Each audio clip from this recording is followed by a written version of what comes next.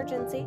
The big overall picture is that we're trying to ensure that people have access to the needs in a timely manner, in a way that is acceptable and helps really drive at what the person needs in that moment. And therefore that reduces calls to 911, that reduces people participating in the criminal justice system or even being hospitalized as a result. I spent 31 years in law enforcement. Oftentimes, as a backstop to some of these encounters that we had, jail was sometimes the option, hospital was sometimes the option.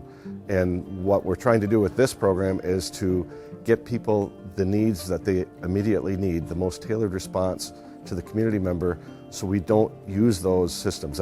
We want to avoid entry into the criminal justice system if we can help it. We want to save the resources of the hospital system if we can help it, because many of these people don't need to be in a hospital, but as a law enforcement officer on the street who's ready to go to the next call, sometimes those are our only and quickest options.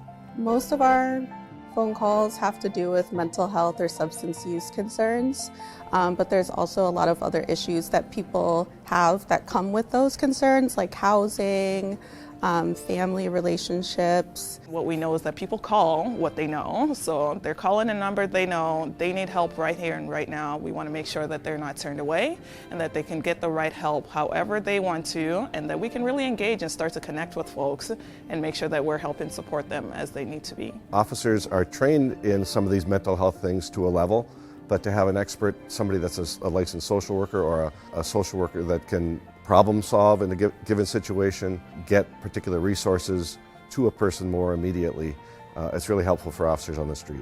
The social worker program has really kind of grown over time, and we continue to modify based on feedback we're getting back from dispatch, from social workers, supervisors. And so I think the dialogue in community has really shifted to reduce the stigmas and to increase understanding, right, over time of what is present for people and what is the best way to address that. This is just one approach of many that the county has implemented that work with each other.